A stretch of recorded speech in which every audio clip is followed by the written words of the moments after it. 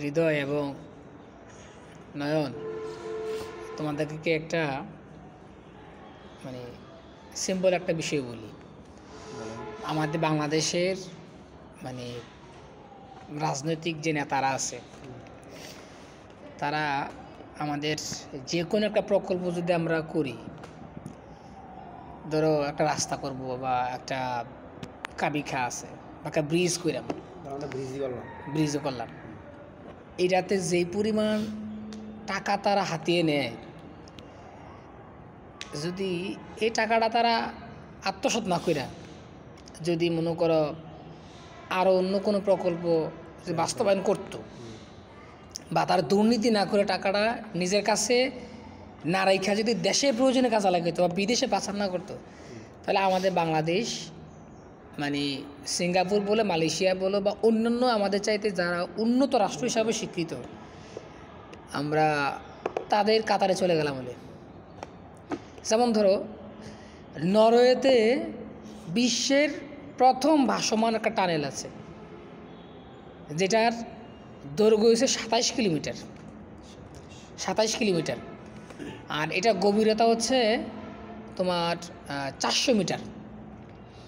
আর এটা করতে তোমার খরচ হচ্ছে প্রায় 50 বিলিয়ন পাউন্ড, মানে এটা ওই লন্ডনের হিসাবে পাউন্ড আমরা যতটুকু জানি আর কি। আচ্ছা যাক, এখন আমাদের দেশে হইলে এটা কি হইতে জানো? এটা মিনিমাম হইতে পায় ধরো মানে 150 বিলিয়ন পাউন্ড। বুঝতে পারছেন? কারণ কি, আমাদের বাংলাদেশের যত প্রকল্প তত টাকা,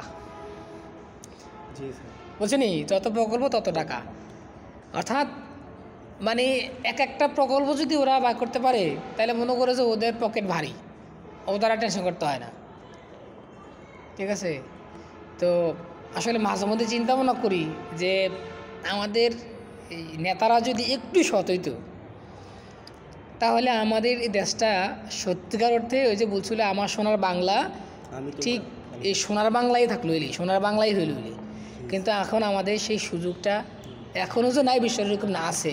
তবে আমরা ব্যক্তিরা যার যা জায়গায় সৎ যদি না হই, যতক্ষণ পর্যন্ত তুমি আমি সৎ না হব, ততক্ষণ পর্যন্ত আমার দেশ আগাবে না। এটা হচ্ছে বাস্তবতা, বুঝছনি? তো আসলে আমরা তো সবাই যার তার ব্যস্ত আছি পকেট নিয়ে, দেশ নিয়ে কিন্তু কেউ ভাবে না। তুমি দেখো প্রত্যেকটা রাজনৈতিক নেতা, নেতৃবৃন্দ বা নেতারা যারা আছে তাদেরকে দেখো, সবাই কিন্তু একই রকমের। ঠিক আছে?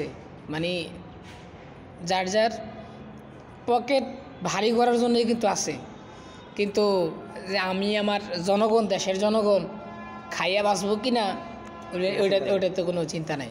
ওদের কথা হলো যে আমি এখানে আসছি মানে, কারণ কি জানো, আরেকটা বিষয় হলো ওরা যেই পরিমাণ টাকা খরচ করে, এখন এই টাকা সে উঠাবে কি দিয়া, বুঝছি?